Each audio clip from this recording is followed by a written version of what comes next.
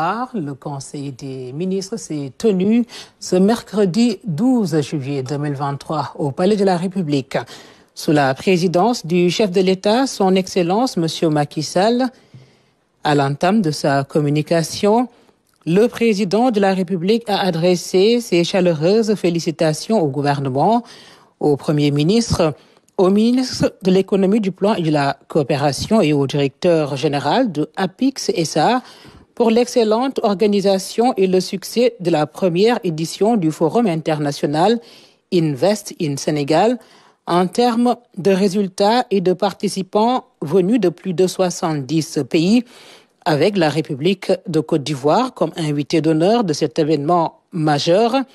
Le chef de l'État a saisi l'occasion de ce conseil pour rappeler au gouvernement la priorité fondamentale à accorder à la compétitivité de l'économie nationale et à l'attractivité du Sénégal par l'amélioration continue de l'environnement des affaires afin d'accentuer les flux d'investissements directs étrangers IDE, mais également le développement du secteur privé à travers l'industrialisation, le soutien à l'artisanat national et aux PME-PMI. Dans cette dynamique, le président de la République a salué le repositionnement stratégique de l'APIX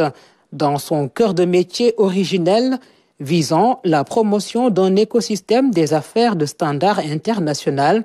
et l'intensification des investissements privés conformes aux ambitions et axes du plan Sénégal émergent PSE.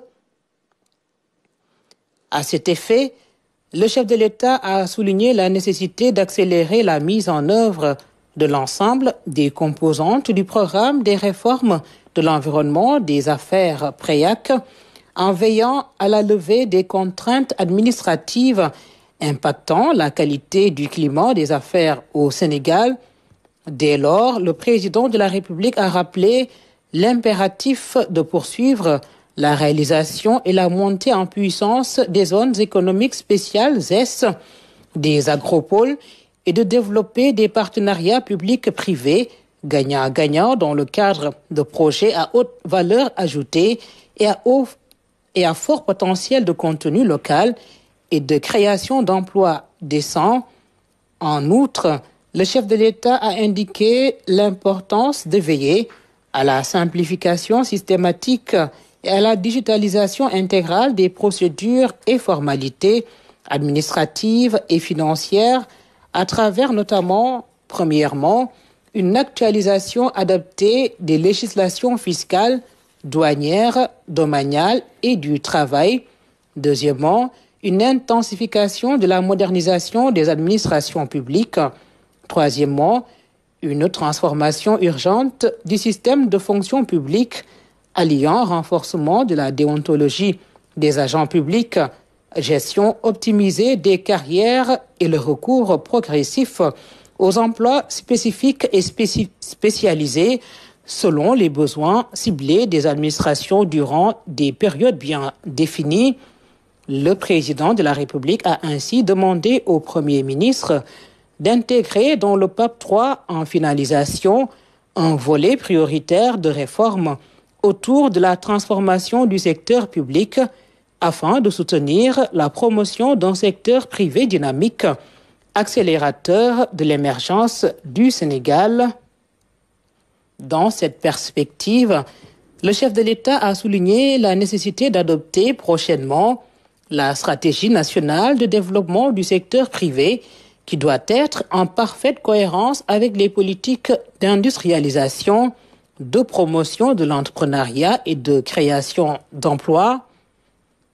le terre et le développement des transports ferroviaires. Le président de la République a salué la réception de la 14e gare du TER à l'aéroport international Blaise Diagne à IBD et première hors de la région de Dakar après une extension du réseau de 19 km entre Diamniadio et AIBD. Le chef de l'État a félicité le gouvernement, notamment le Premier ministre, le ministre des Infrastructures, des Transports terrestres et du Désenclavement,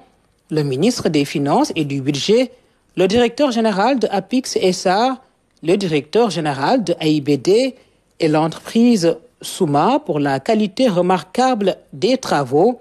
ainsi que les diligences accomplies en vue de l'édification en 10 mois avant l'expiration des délais contractuels 12 mois de cette gare emblématique de notre marche soutenue vers l'émergence. Dans cet élan, le président de la République a demandé au Premier ministre et au ministre des Transports terrestres de prendre toutes les dispositions administratives et financières requises pour assurer la maintenance de la gare AIBD ainsi que la finalisation fonctionnelle dans les délais de la phase 2 du TER. Par ailleurs, le chef de l'État a rappelé l'importance d'accorder une attention particulière au développement territorial des communes de Diass et de Keur Mousse, polarisées par la zone aéroportuaire et la descente ferroviaire, polarisées donc par la zone aéroportuaire et la desserte ferroviaire. Enfin, le président de la République a invité le Premier ministre à tenir un conseil interministériel sur la relance des chemins de fer, notamment l'axe Dakar-Tambacounda, et le développement des transports ferroviaires en vue de l'adoption prochaine d'une stratégie ferroviaire nationale, SFN, globale, cohérente et pragmatique dans sa déclinaison temporelle et sa mise en œuvre.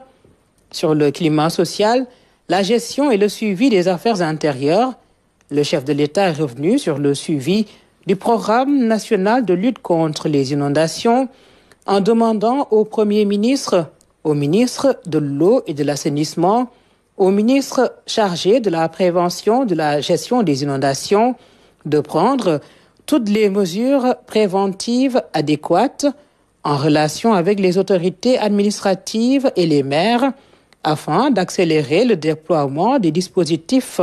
de lutte dans les zones retenues ou à intégrer dans la matrice d'action prioritaire.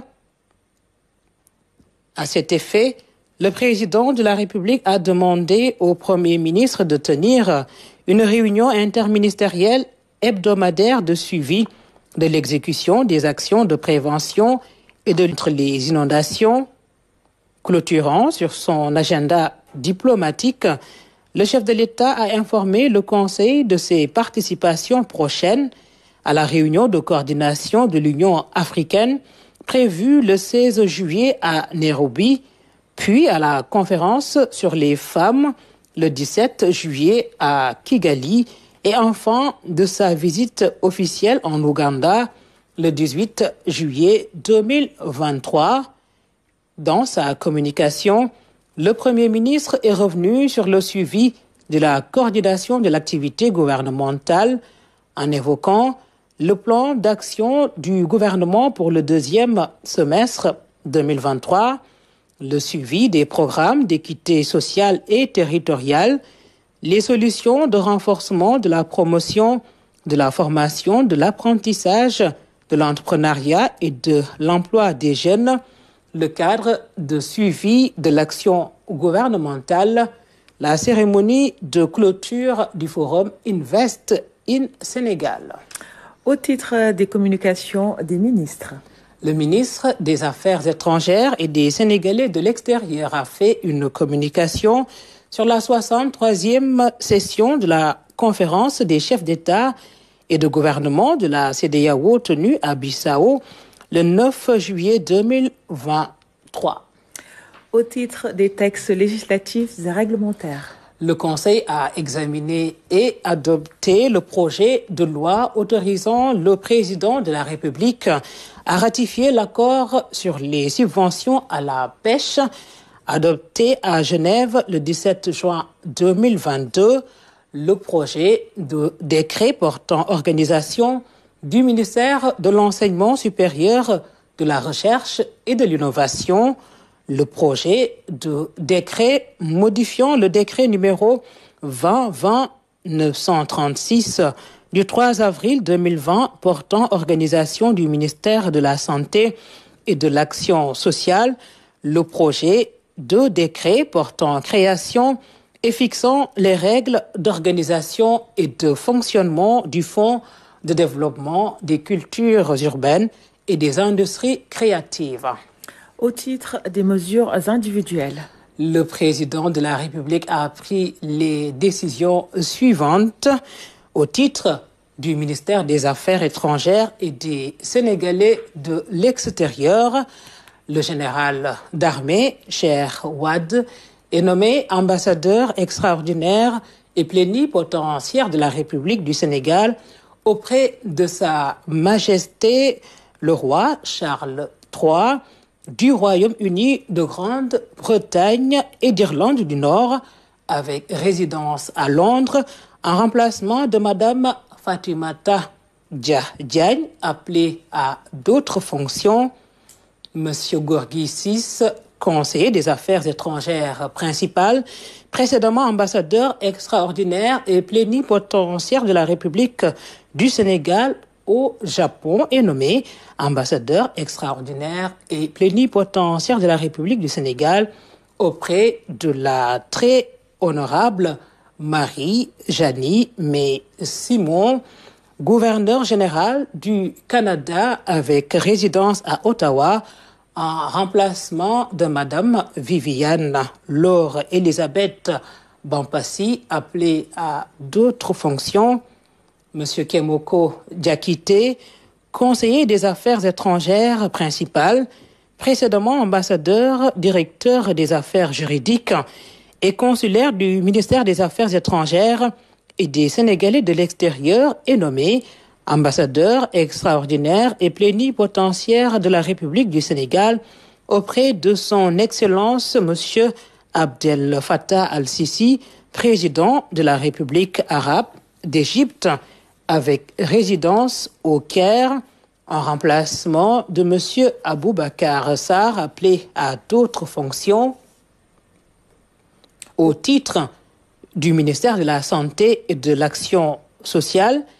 Madame Aïssatou Lo Ngom, docteur en pharmacie, précédemment président du conseil d'administration de la pharmacie nationale d'approvisionnement PNA, est nommé président du conseil d'administration de la Sen Pharmacie nationale d'approvisionnement Sen PNA.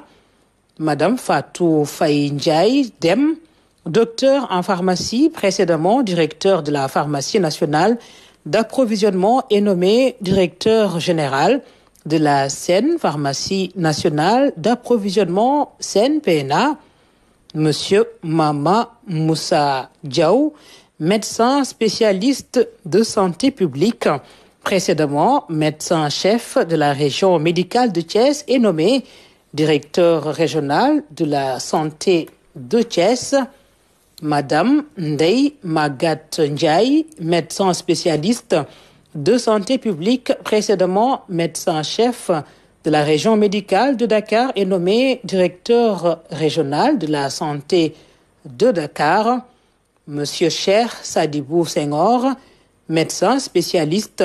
de santé publique, précédemment médecin-chef de la région de Louga, est nommé directeur régional de la santé de Louga. Madame Seynabou Ndiaye, médecin spécialiste de santé publique, précédemment médecin-chef de la région médicale de Saint-Louis, est nommé directeur régional de la santé de Saint-Louis. Monsieur Moustapha Faye, médecin spécialiste de santé publique, précédemment médecin-chef de la région médicale de Matam, est nommé directeur régional de la santé de Matam. Monsieur Mamadou Dian, médecin spécialiste de santé publique, précédemment médecin-chef de la région médicale de Diourbel, est nommé directeur régional de la santé de Diourbel. Madame Aïchatou Bari, médecin spécialiste de santé publique, précédemment médecin-chef de la région médicale de Kaolack, est nommé directeur régional de la santé de Kaolack. Monsieur Hassan Ndiaye, médecin spécialiste de santé publique, précédemment médecin-chef de la région médicale de Fatick, est nommé directeur régional de la santé de Fatick. Monsieur Mbaye Thiam, médecin spécialiste de santé publique, précédemment médecin-chef de la région médicale de Kaffrine, est nommé directeur régional de la santé de Kaffrine. Monsieur Bayal Cissé, médecin spécialiste de santé publique, précédemment médecin-chef de la région médicale de Tambacounda, est nommé directeur régional de la santé de Tambacounda. Monsieur Amadou Yeri Kamara, médecin spécialiste de santé publique, précédemment médecin-chef de la région médicale de Sédhiou, est nommé directeur régional de la santé de Sédhiou. Monsieur Youssouf Tine, médecin spécialiste de santé publique, précédemment médecin-chef de la région médicale de Ziguinchor, est nommé directeur régional de la santé de Ziguinchor. Monsieur Yaya Baldé, médecin spécialiste de santé publique, précédemment médecin-chef de la région médicale de Kolda, est nommé directeur régional de la santé de Kolda. Monsieur Ababakar Mbaye, médecin spécialiste de santé publique, précédemment médecin-chef de la région médicale de Kédougou, est nommé directeur régional de la santé de Kédougou. Monsieur Sayer Sek, conseiller en travail social, précédemment chef du service régional de l'action sociale de Kaolack, est nommé directeur régional de l'action sociale de Kaolack. Monsieur Mamadou Ibrahima Ndiaye, conseiller en travail social, précédemment chef du service régional de l'action sociale de Sédhiou, est nommé directeur régional de l'action sociale de Sédhiou. Monsieur Mama Saliou Sall, conseiller en travail social, matricule de solde numéro 621 481H, précédemment chef du service régional de l'action sociale de Kédougou, est nommé directeur régional de l'action sociale de Kédougou. Monsieur Seydou Nourou Thiam, conseiller en travail social, précédemment chef du service régional de l'action sociale de Ziguinchor, est nommé directeur régional de l'action sociale de Ziguinchor. Et au titre du ministère de la Femme, de la Famille et de la Protection des enfants, Madame Koura Gamadjouf, sociologue, est nommée directrice régionale de la famille de Dakar. Madame Ndei Khadi Diouf, enseignante, est nommée directrice régionale de la famille de Fatick. Madame Marietou Sogué, spécialiste en population et développement, est nommée directrice régionale de la famille de Saint-Louis. Madame Ndaï Silla, enseignante, est nommée directrice régionale de la famille de Kaffrine. Madame Ami Sornaka, spécialiste en aménagement du territoire et gestion urbaine, est nommée directrice régionale de la famille de Sédhiou. Madame Awa Bousso, archiviste spécialiste en sciences de l'information documentaire, est nommée directrice régionale de la famille de Tambacounda. Madame Abibatou Diallo, titulaire d'un master en gestion des entreprises, est nommée directrice régionale de la famille de Kédougou. Madame Fadoum Zakaria Si, enseignante, est nommée directrice régionale de la famille de Kaolack. Madame Mariama Diallo, informaticienne, est nommée directrice régionale de la famille de Ziguinchor. Madame Bani Touré, enseignante, matricule de solde numéro 637-288H, est nommée directrice régionale de la famille de Matam. Et au titre du ministère du Commerce, de la Consommation et des petites et moyennes entreprises, Monsieur Yaya Badji, docteur en droit, précédemment conseiller juridique au Centre régional des œuvres universitaires de Ziguinchor, est nommé secrétaire général de l'Agence de régulation des marchés ARM en remplacement de Monsieur Mamadou Sen, appelé à d'autres fonctions.